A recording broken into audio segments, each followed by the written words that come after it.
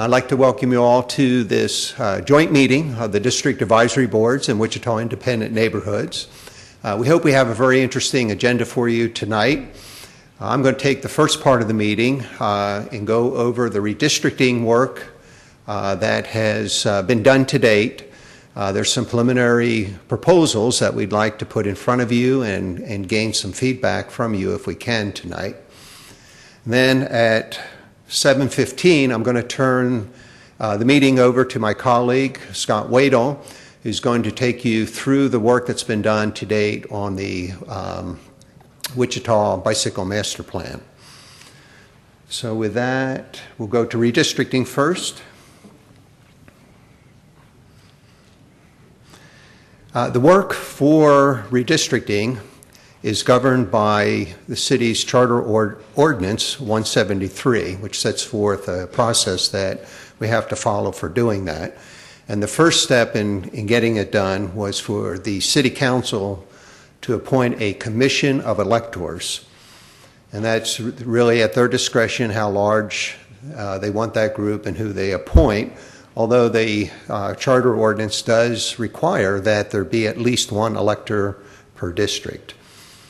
So what they've done in July, they appointed that Commission of Electors, and they chose to appoint one elector from each district, and then also have the mayor appoint one additional elector who is also serving as chair of the group.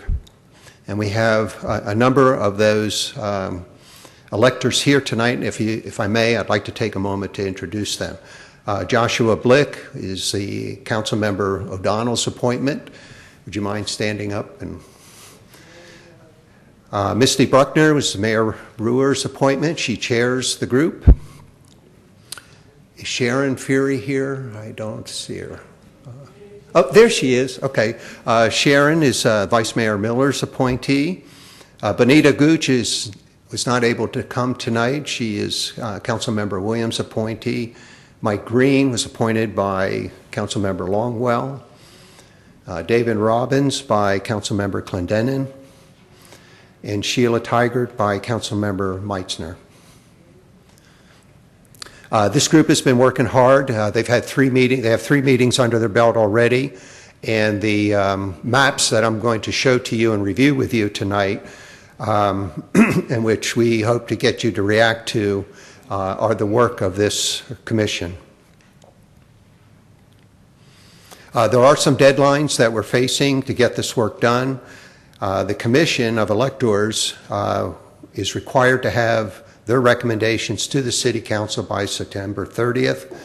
They are scheduled to present their recommendations at the City Council workshop on September 25th. Then this redistricting effort will be turned over to the City Council to complete, and the City Council will have until the end of the year to complete their work and adopt by ordinance the new council district boundaries. The Charter Ordinance does set some standards by which the redistricting must be done, and I've listed them all out on the screen in front of you. Primary one is that we try to rebalance as best we can equally among the six districts, the population for each. Now, there is some leeway granted by the Charter Ordinance.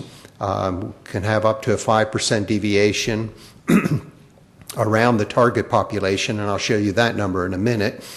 So it would be plus or minus 5% of 1/6 of the city population in each district.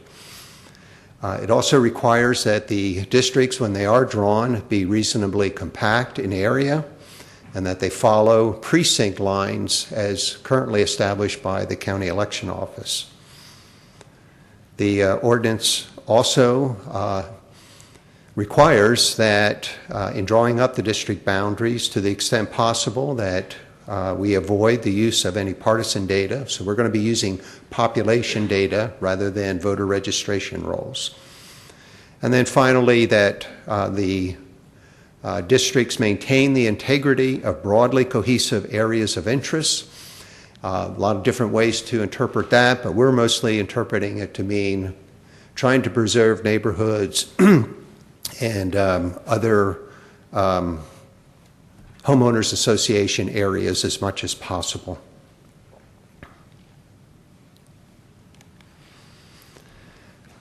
The task that's before the Commission of Electors is to try to rebalance the districts.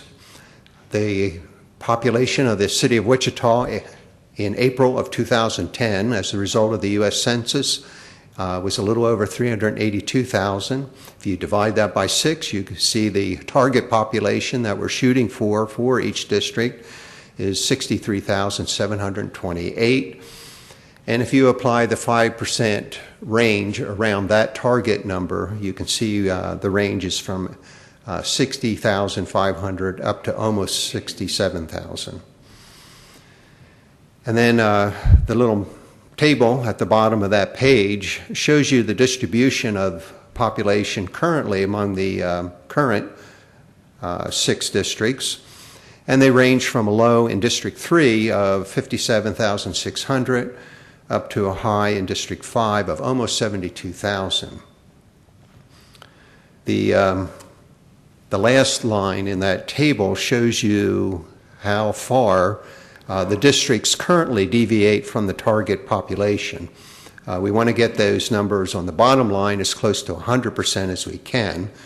And you can see that they range from a low of 90% in District 3 to 112% and 113% in Districts 2 and 5. The only district right now that falls within the target range would be District 4 at 98%. So the Commission of Electors has its work cut out for it. Now, in addition to this meeting tonight, which we hope to get some feedback from, there'll be other opportunities for public comment and review. I've listed out here on this slide the remaining meetings of the Commission of Electors. They're all held here in City Hall. You can see the dates and the times and the locations for that on this slide. But rather than trying to hurry up and write these all down, if you are interested in attending, this will all be posted on the city's website. It'll be on the main page of the city's website, and you can go there and find the same information. In addition, what we'd like to offer to any of the neighborhoods or homeowners associations is the opportunity for us staff primarily to come out and talk to you about redistricting and show you the work that's in progress by the Commission of Electors. So I've put my contact information up on the screen. It will also, you'll find that same contact information at the bottom of the comment forms that were outside on the table outside the council chambers. And then finally, when this becomes a city council activity, and they do go to adopt the ordinance to establish the new council districts, there'll be other additional public hearing when the ordinance is presented to the council. So that would be another opportunity that people would have to comment on the redistricting. I mentioned the comment sheet that was outside the door. We would appreciate if you would give us written comments. We're going to take testimony tonight as we go through. I'm going to review the 3 maps, the preliminary maps with you, and then after that take comments and questions. And we are videotaping this meeting tonight, so we will have a record of comments that are made at the microphone. But in addition to that, it would be useful to the Commission of Electors for you to provide written comments. And we've structured it in a way that you can make comments about each of the individual maps.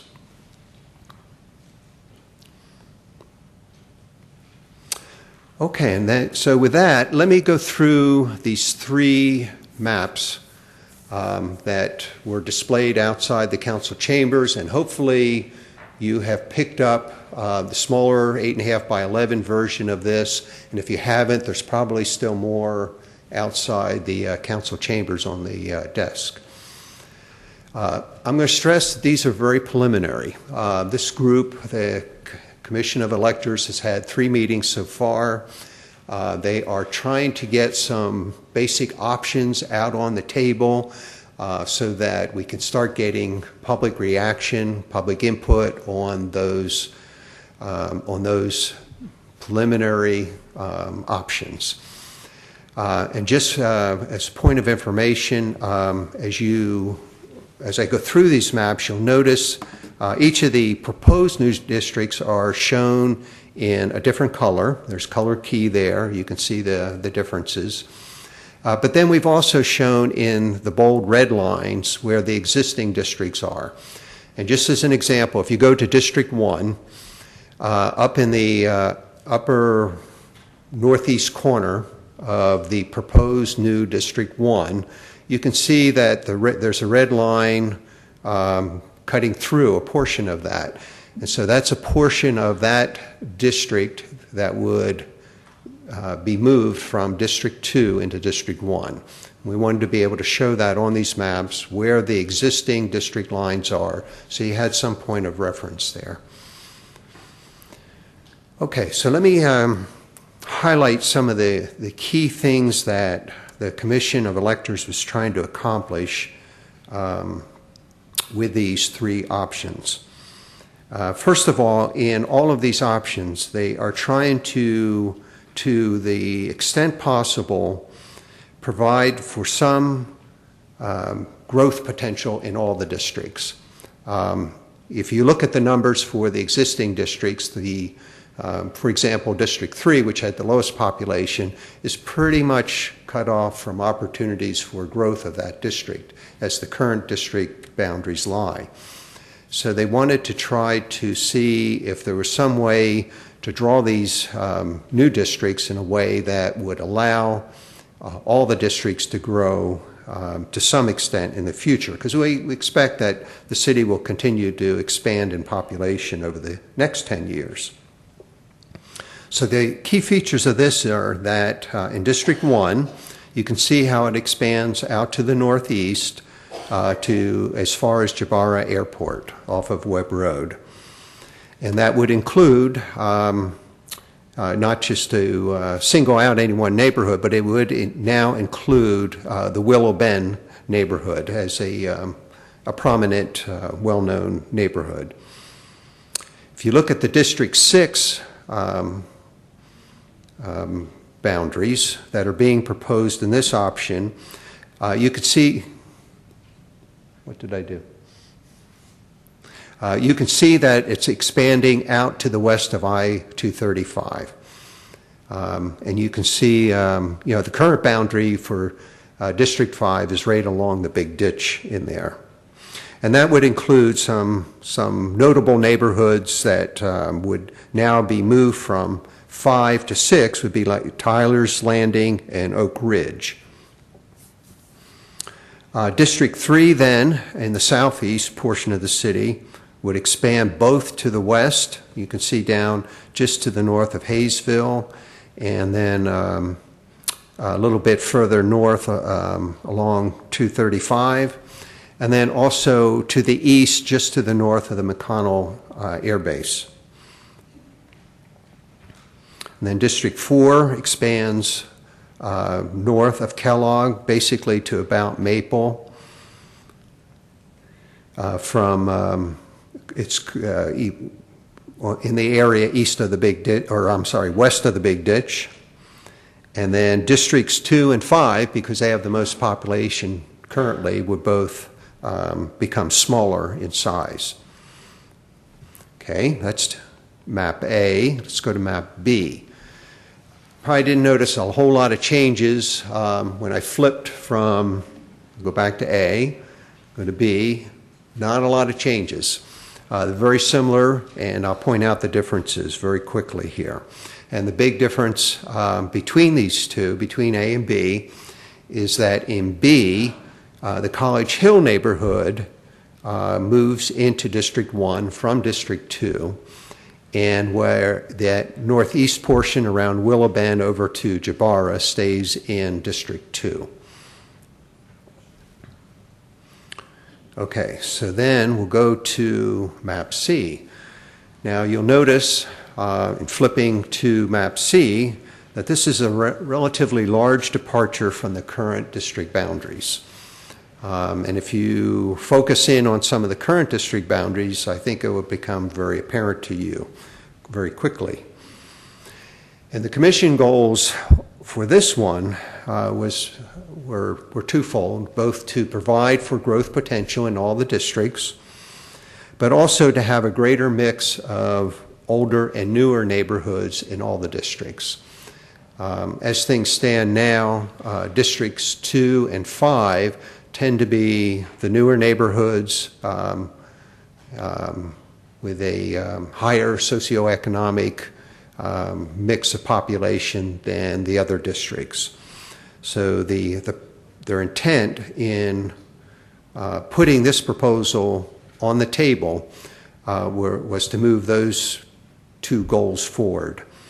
So let me describe what happens here. In District 1, you can see that it moves considerably eastward from its current boundaries, absorbing most of District 2 north of Kellogg.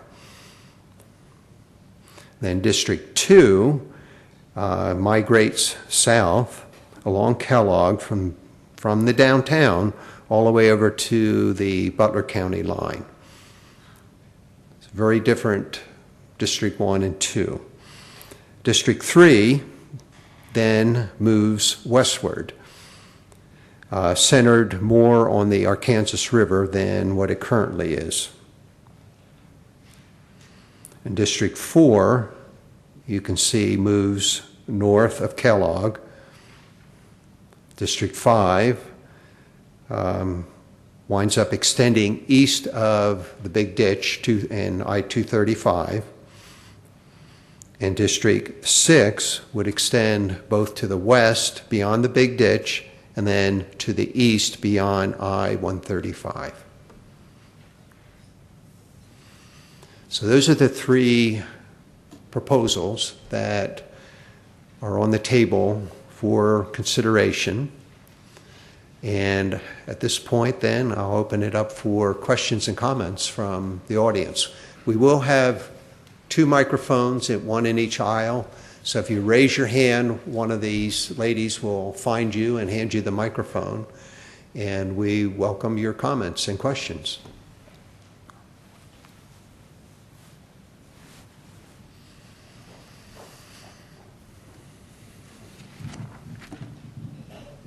Thank you. I'm David Babish, and I'm on the Advisory Board 2 and the Wichita Independent Neighborhoods Board of Directors.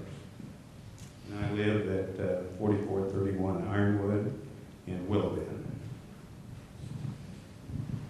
I want to first address my comments toward that you're saying that there's 2 things that they're looking to do, is provide for growth, and the other thing was to provide for a mix of older and newer neighborhoods.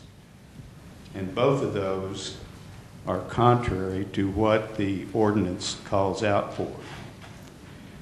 The ordinance, as you listed up there, is pretty clear. Maintain a reasonably compact area in each district and avoid any non-contiguous zones or any unusually exaggerated extension of district lines.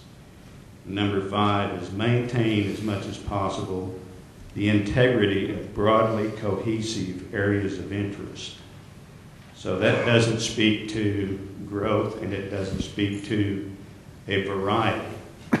And I would submit that given the more variety you have, the more the council person has to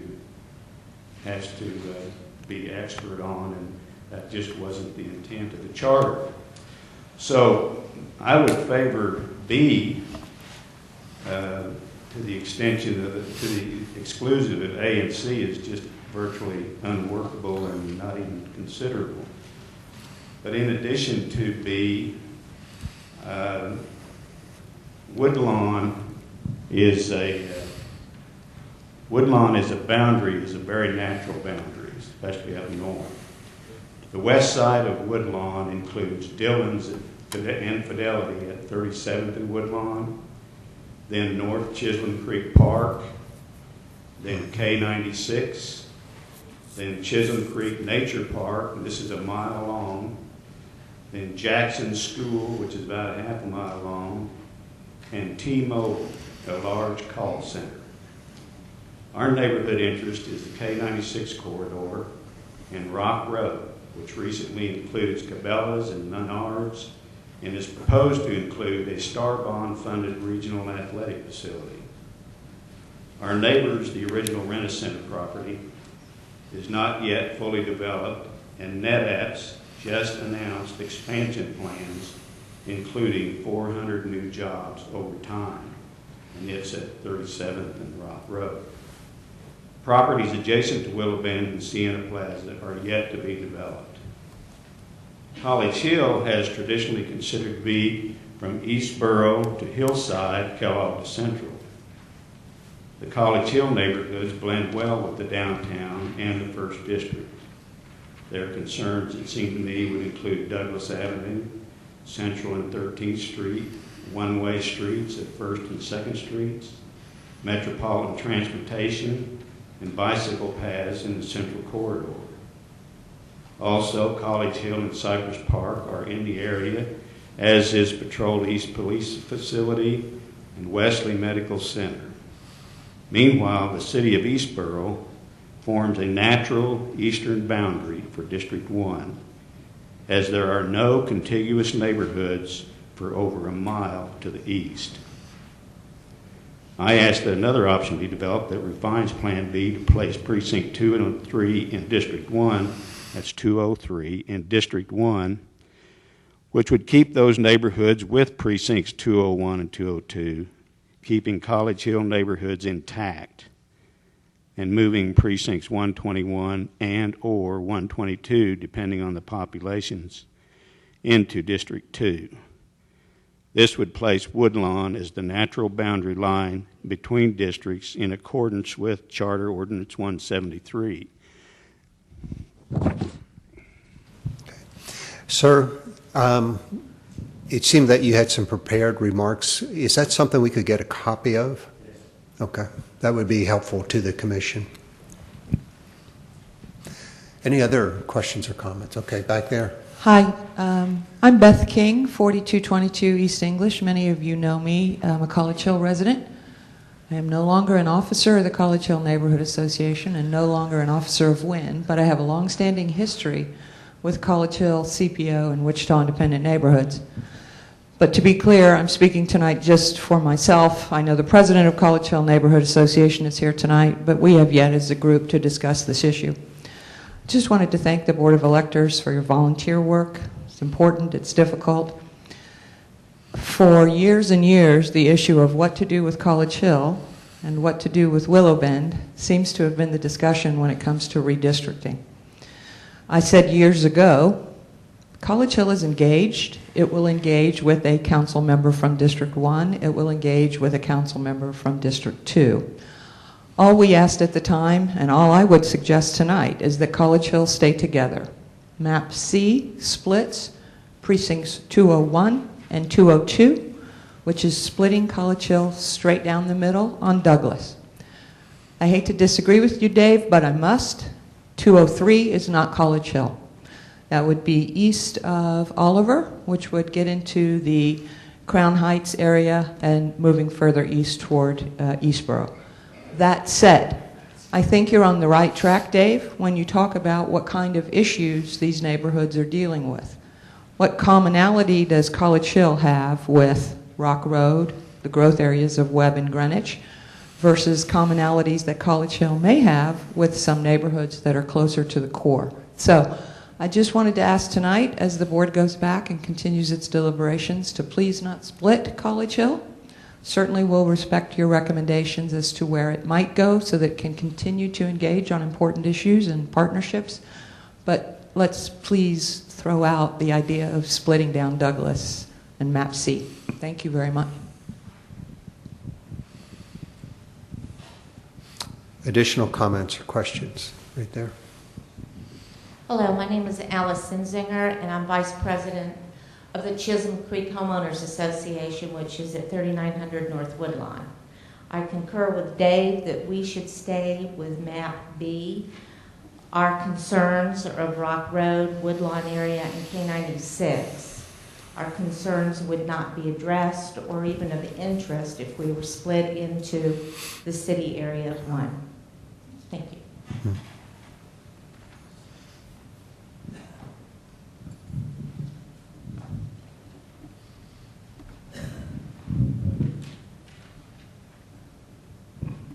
I'm Wendy Aylworth, and I live in District 3.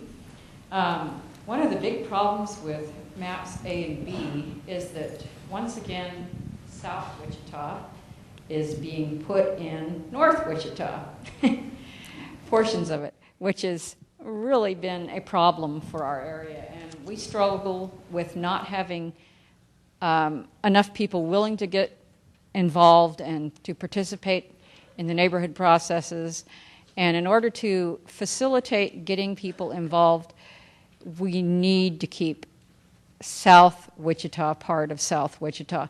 It has been a problem for years, ever since, for example, the Schweider neighborhood, both east and west, have been stuck in with North Wichita. They are not part of North Wichita. Schweider is south of Lincoln, south of Kellogg. Kellogg really is a natural boundary. Very much a natural boundary. There are only a few places where people can cross Kellogg anymore. We need to look at some sort of map that would keep South Wichita together. Every time our neighborhood association, which is south of Harry, wants to work on a project, we'd love to talk to the people in a Schweider area who are our neighbors, and we can't involve them in things that have to do with District 3 because they're not in District 3. We really need to move areas south of Kellogg there into District 3. So if there's a way to bring this about, it would be very helpful. We've got to have the participation of people who are part of South Wichita in improving South Wichita. We are still the area of town that just doesn't get the infrastructure. We still have problems with the trains constantly. And I have had numerous people we've tried to attract to our neighborhood and would not move in because they would have to run into the train problems constantly to get to and from work. So we need South Wichita together, please. Thank you.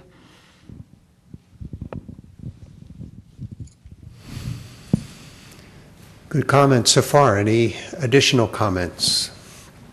Any other thoughts?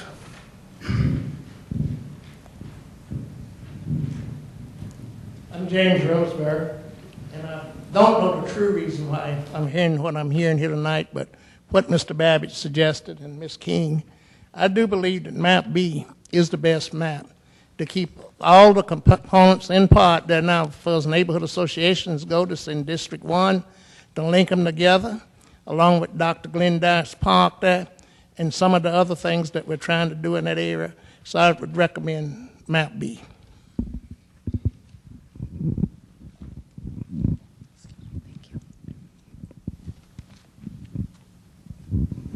Hi, my name is Janet Wilson, and it would have been nice to see the precinct overlays on this because it would just been nice.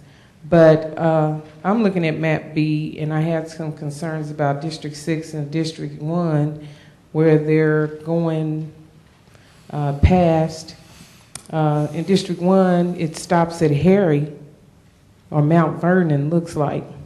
And it would have been nice if it stopped at Harry because that would have been better for District 3.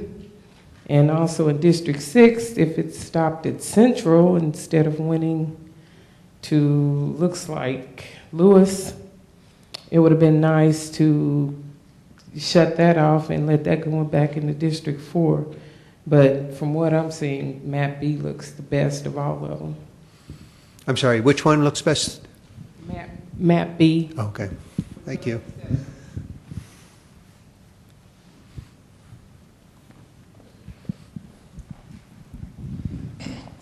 I'm Paul Davis, and I live far enough south in District 3 that they haven't made a gerrymander good enough to move me. At any rate, I tend to lean towards B also, but I certainly want to concur with the lady's comments that Kellogg seems to be more of a barrier to movement north and south than a lot of other areas are. And having that be a natural northern border for District 3 seems to make a good deal of sense to me. We have a little bit of barrier issues with Broadway south of Pawnee, where we're never going to be able to travel east-west there very well. But I definitely do agree with her comments about Kellogg for our district. Thank you.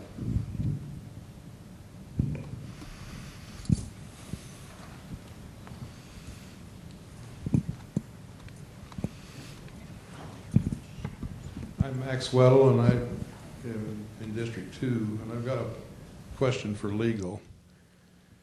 If it redistricts and the current council member is pushed out of his district or taken over another one, what's going to be the scenario there? Well, actually, I can probably answer that. They get to serve out their term, and then they can either decide to run in the new district or move, I guess. But they get to serve out their term. So.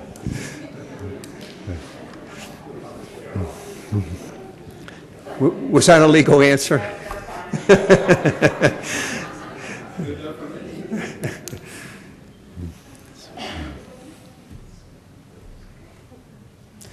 Since we have a little break here, I'd like to introduce Bonita Gooch, who's our other Commission of Electors that I wasn't able to introduce earlier. So.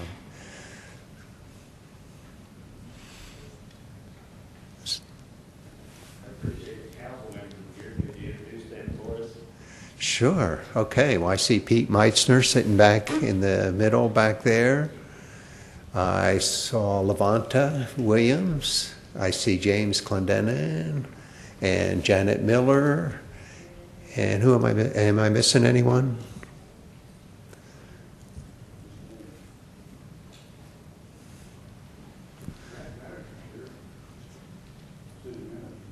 Oh, and Bob Layton, our city manager, is here.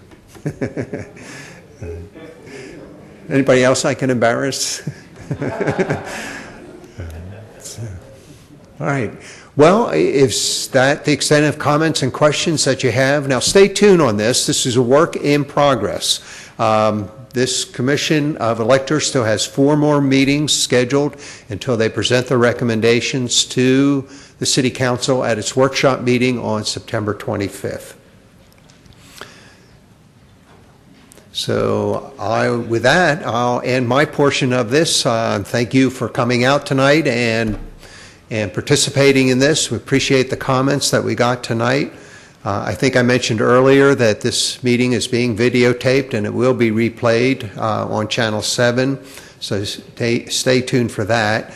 And if you want to follow the progress of the Commission of Electors as it continues doing its work, we'll continue to post revised maps on the city's website, that main page of that first main page of the website. But you can also access this information through the city's Facebook page and Twitter account. Now, I have no idea how to access a Twitter account, but I'm sure some of you do. And before you leave tonight, if you would, be sure to hand in your comment sheets if you have comments. And for any additional information that you need, please contact me. You have my contact information.